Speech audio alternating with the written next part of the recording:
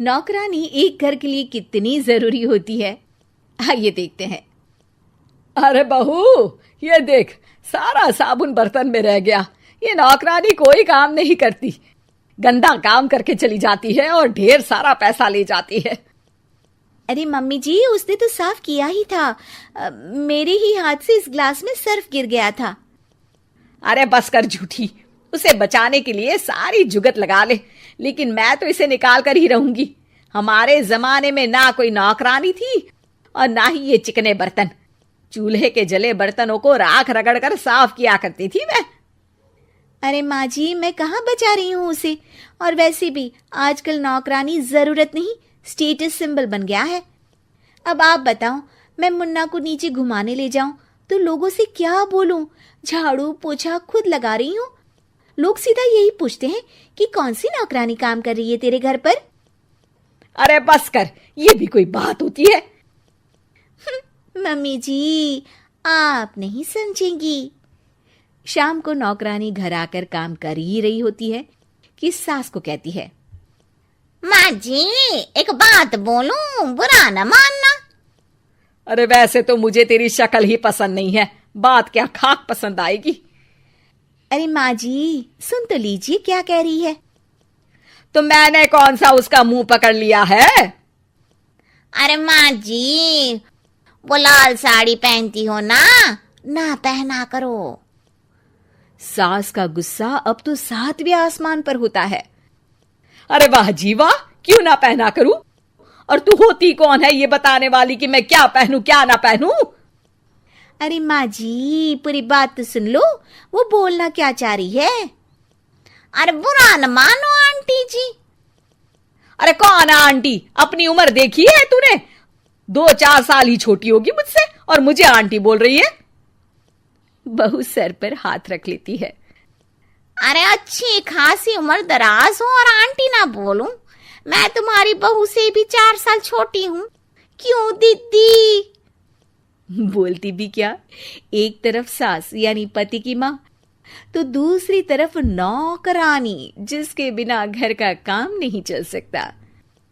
वो दरअसल माँ जी की शादी भी बहुत जल्दी हो गई थी ना। अच्छा ये झगड़ा छोड़ो, ये बताओ तुम माँ जी को लाल साड़ी पहनने से क्यों मना कर रही हो? वो ना, इनकी उम्र की सारी औरतें सोसाइटी में इनके लिए बात करती हैं कि तुम्हारी सास बुढ़ी घोड़ी लाल लगाम है। बहू को ये सुनकर गुस्सा आ जाता है। अरे वाह वाह, कौन बोलता है जी? खुद क्या है यहाँ की औरतें, बाल सफेद लेकिन टाइट जींस और कोई कुछ भी पहने। अरे पहनना हमारा निजी हक है, किसी को कुछ हक नहीं बनता कि वो मेरी सास के लिए कुछ बोले। मैं आज ही जाकर माँ जी के लिए लाल जींस लेकर आऊंगी, फिर देखो कोई क्या बोलता है। अरे चुप लाल जींस। अरे सुन नौकरानी की बच्ची, जाकर बोल दे उन लोगों से कि उन लोगों की तरह मैं उड़ती नहीं फिरती हूं घर बार छोड़कर। अपने बच्चों और नाती पोतों में मन लगाती हूं, ना कि सारा दिन ताश के पत्तों में आंख गड़ाकर 3 पत्ती खेलूं। नौकरानी वहां से चली जाती है। वैसे बहू, नौकरानी के क्या फायदे हैं ये तो पता नहीं, लेकिन सबसे अच्छा तो ये कि पता चल जाता है कि कौन किसके लिए क्या बोल रहा है। सोसाइटी में तेरा नौकरानी रखने का इरादा बिल्कुल ठीक था। अगले दिन उन लोगों के घर की बेल बजती है। बहू दरवाजा खोलती है कि सामने कुछ औरतें खड़ी होती हैं। अरे बहू, कहाँ है तेरी सास? बुला जरा। अरे बहन जी, आप सारी एक साथ आइए आइए, कैसे आना हुआ? अरे 3 पत्ते खेलने आई हैं, क्यों खेलोगी? क्यों नहीं क्यों नहीं, वैसे भी बड़े दिन हो गए, एंटरटेनमेंट हुआ नहीं। बहू जा जाकर पकोड़े तो बना ला। अरे बस करिए, आगे कुछ पीछे कुछ। वैसे तो कहती है कि परिवार पर ध्यान देती है, हमारी तरह 3 पत्तियां नहीं खेलती। हमने कौन सा परिवार छोड़ दिया? सास सक पका जाती है। अब ये किसने कहा? मैं तो कहती हूं कि मैं भी थोड़ा बाहर निकलूं। आपने ही तो कमला नौकरानी से ये सारी बात की थी। सास और बहू को अब सारी कहानी समझ आ जाती है कि सोसाइटी की औरतें क्यों भड़क रही हैं। माफ करिए आंटी, मैं छोटी हूँ, लेकिन फिर भी पहले तो आप लोगों ने माँ की लाल साड़ी का मजाक उड़ाया था ना। हाँ, उड़ाया था, लेकिन उससे पहले तो तुम लोगों ने हमारी जीन्स के बारे में बात की थी। अरे क्यों ना पहने हम जीन्स, तुम्हारे पैसों की थोड़ी ना है। सास और बहू सर पकड़कर बैठ जाती है। देखा बहू, ये खेल कर गई तेरी नौकरानी, यहाँ की बात वहां तो वहां की बात यहाँ। दोनों किसी तरह औरतों को समझा बुझाकर घर भेजती है और कसम खाती है कि नौकरानी को नौकरानी ही रहने देंगी। कंचन के बेटे ऋषि की शादी कहीं नहीं हो रही थी। एक तो ऋषि मोटा, ऊपर से कमाई भी कोई खास नहीं, लेकिन कंचन को तो शौक था मॉडर्न बहू लाने का, और उसे एक दिन ऐसी लड़की मिल भी जाती है। हमें तो आपका ऋषि बहुत पसंद है, लेकिन मैं आपको साफ साफ बता देती हूँ, मेरी बेटी के शौक थोड़े से अलग है बहन जी। अरे बहन, हमें सब पसंद है। आपकी प्रियंका जैसी लड़की की तलाश मुझे कब से थी। जींस पहनकर अंग्रेजी में गिटर पिटर बोला करे। अरे बहन, जरा सुन तो लो, मेरी बेटी के शौक क्या क्या है। अरे नहीं बहन, बस लड़की को देख लिया तो सब कुछ देख लिया। आप ना शादी की तैयारी करो, और वो जरा सामान की लिस्ट भी दी है ना मैंने। हाँ बहन जी, सारा सामान शादी से एक दिन पहले ही आपके दरवाजे आ जाएगा। मजा आ गया। अब तो बस आप शादी की तैयारी करो। प्रियंका के माता पिता के जाने के बाद कंचन का पति उससे कहता है, अरे भाग्यवान, तुम तो कुछ ज्यादा ही जल्दी दिखा रही थी शादी की। अरे बोलने तो देती, लड़की की माँ क्या बोलना चाह रही थी। अरे आप चुप रहिए जी, कुछ पता भी है आपको, बस मुफ्त में बोले जा रहे हैं। मेरी दोस्त शशि की बहू देखी, लंबी पतली और पढ़ी लिखी, हजारों में कमाई और संस्कारी भी। अरे पर जब वो मेरी बहू देखेगी तो जल भुन जाएगी। लेकिन तुम तो शादी ऋषि के लिए कर रही हो ना, या शशि के लिए? तुम्हारा लड़का कुछ कमाता भी नहीं है और शरीर भी भगवान की दुआ से फूलता ही जा रहा है। फिर बोले आप हैं? फिर बोले आप? मैंने कहा ना, प्रियंका जैसी जींस पहनकर अंग्रेजी झाड़ने वाली बहू किस्मत वालों को ही मिलती है। चुप रहिए आप।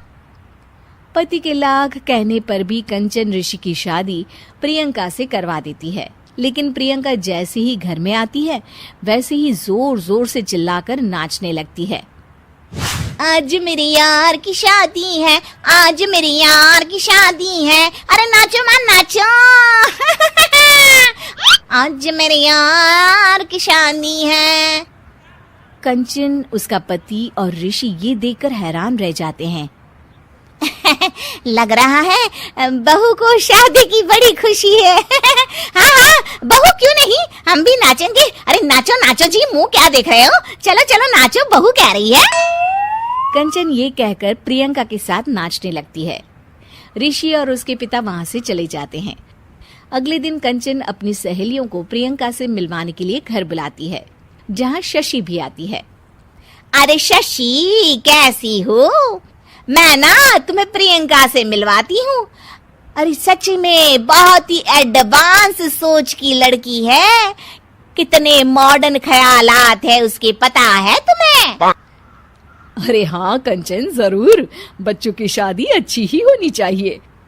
और वैसे भी तुझे तो शुरू से ही ऊंचे ख्याल की बहू चाहिए थी। तभी कंचन की सहेली कहती है, अरे कंचन, बुलाओ ना प्रियंका को, हम भी मिल ले। अरे बहू प्रियंका, जरा बाहर तो आना। कई बार आवाज देने के बाद भी प्रियंका बाहर नहीं आती है तो कंचन को बुरा लग जाता है। वो उसे लेकर बाहर आती है, लेकिन ये क्या, प्रियंका लड़खड़ाती हुई बाहर आती है और उसके हाथ में शराब की बोतल होती है। हालांकि शराब पीना स्वास्थ्य के लिए हानिकारक होता है और ये हमारी किडनी के लिए बहुत ही खतरनाक है, लेकिन कंचन की बहू प्रियंका पूरे नशे में होती है। अरे इतने सारे लोग ये कहकर वो शशि के पास जाती है। आंटी जी, पत्ते खेलेंगी? पत्ते? अरे दूर हो, तुम्हारे मुंह से तो शराब की बदबू आ रही है। अरे कंचन, माना तुम्हें मॉडर्न बहू चाहिए, लेकिन आधुनिकता का मतलब ये तो नहीं ना।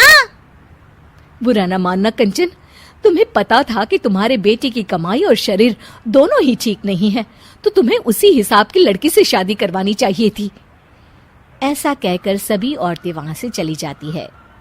तभी प्रियंका की माँ कंचन के घर आती है। अरे बहन जी, बड़ी चालाक निकली आप तो। बिना बताए अपनी पियक्कड़ बेटी मेरे लायक बेटे के गले में बांध दी। आय हाय, बड़ी आई बिना बताए। उस दिन जब मैं ये बात बता रही थी तो तुम तो सुनने को भी तैयार नहीं थी। अब भुगतो तुम। ये कहकर वो माँ से वापस चली जाती है। सबके जाने के बाद कंचन अपना सर पकड़ लेती है। हाय रे, आधुनिकता की अंधी दाड़ में मैं अपनी संस्कृति ही भूल बैठी थी। अब तो राम ही बचाए मुझे। देवरानी जेठानी। एक दिन शिवानी और प्रज्ञा रसोई में खाना बना रही होती हैं। तभी प्रज्ञा को रसोई में एक चूहा दिखता है और वो जोर से चिल्ला पड़ती है। दीदी, वो देखो चूहा। वो डर के स्लैब पर चढ़ जाती है। अरे चूहा ही तो है, तू तो ऐसे डर रही है जैसे तूने कोई भूत देख लिया हो। कितनी डरपोक है तू भी ना प्रज्ञा। अब ज्यादा हंसो मत दीदी, हर इंसान को किसी ना किसी चीज से डर लगता है। लगता होगा, पर मुझे तो किसी चीज से डर नहीं लगता। मैं तो बहुत बहादुर हूं, पर तू हद कर दी भाई, एक चूहे से डर गई है। एक दिन प्रज्ञा अपने कमरे से बाहर निकल रही होती है और तभी शिवानी उसे पीछे से आकर डरा देती है। प्रज्ञा एकदम से उछल पड़ती है। दीदी, ऐसे भी कोई मजाक करता है क्या? अरे जरा अपनी शक्ल तो देख, एकदम बैंगन की तरह नीली पड़ गई है। अरे मेरी देवरानी इतनी बड़ी डरपोक है, मुझे तो पता ही नहीं था। आप ऐसे चौंकाओगे तो कोई भी डरेगा ना। अरे नाना, कोई बहाना अब काम नहीं आएगा। आज से ना तुम्हारा नाम है डरपोक प्रज्ञा। शिवानी प्रज्ञा का मजाक उड़ाकर चली जाती है। प्रज्ञा शिवानी की मजाक उड़ाने की आदत से परेशान हो जाती है। जब देखो मेरा मजाक उड़ाती रहती है, इनकी शिकायत तो मम्मी जी से करनी ही पड़ेगी मुझे। प्रज्ञा अपनी सास के पास जाती है और उन्हें सारी बात बताती है कि किस तरह उसकी जेठानी उसके डर का मजाक उड़ाती है। ओहो, तो बड़ी बहू को बड़ा घमंड है अपनी बहादुरी पर। कोई नहीं, अभी उसका घमंड तोड़ देते हैं। मेरे पास एक तरकीब है छोटी बहू, एक काम कर तू। प्रज्ञा की सास उसे अपनी जेठानी को डराने का प्लान बताती है। ये तो बहुत अच्छा आइडिया है मम्मी जी, क्या बात है। आइडिया सुनकर लग रहा है कि आप अपने बचपन में काफी शरारती रही होंगी मम्मी जी। अब आएगा मजा मेरी बहादुर जेठानी जी को। प्रज्ञा अपनी जेठानी को डराने का एक प्लान बनाती है। रात में वो शिवानी के पास जाती है और कहती है, दीदी मुझे ना बहुत डर लग रहा है। क्या हुआ मेरी डरपोक देवरानी? दीदी मैं छत पर गई ना तो मुझे ऐसा लगा कि कोई वहां है। ऐसा लगा जैसे मुझे कोई वहां देख रहा था, जैसे कोई साया। अरे क्या बक रही हो, तेरा वहम होगा। नहीं नहीं दीदी, आप चलो ना प्लीज मेरे साथ, मुझे तो बहुत डर लग रहा है। मेरी एक साड़ी सूख रही थी, वही लानी है। प्लीज आप चलिए ना ऊपर मेरे साथ। ओफो, चल। प्रज्ञा शिवानी को बहाने से छत पर ले जाती है और वो उसके पीछे चल रही होती है। ले आ गए हम छत पर। कहाँ है भूत, दिखा, कहीं तो है नहीं। तभी प्रज्ञा चुपके से सीढ़ियों पर छुप जाती है और शिवानी छत पर अकेली रह जाती है। अरे प्रज्ञा, कहाँ चली गई? प्रज्ञा एकदम से सीढ़ियों का दरवाजा बंद कर देती है। अब शिवानी को डर लगने लगता है। मैं नीचे चली जाती हूँ। लगता है प्रज्ञा भी नीचे ही चली गई है। तभी उसके सामने एक खुले बाल सफेद साड़ी में औरत खड़ी होती है। शिवानी उस औरत को देखकर डर जाती है। हाल तू जलाल तू आई बला को टाल तू, हाल तू जलाल तू आई बला को टाल तू।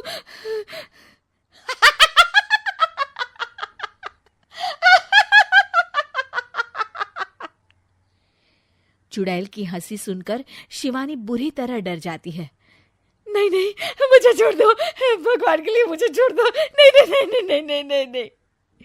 मैं तुझे नहीं छोड़ूंगी, मैं तेरा खून पी जाऊंगी।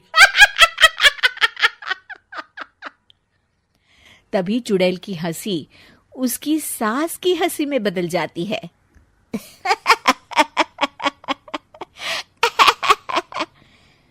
मम्मी जी, ये तो मम्मी जी की आवाज है। शिवानी आंख खोलती है तो सामने उसकी सास चुड़ैल का मेकअप करके खड़ी होती है और प्रज्ञा और उसकी सास जोर जोर से हंस रहे होते हैं।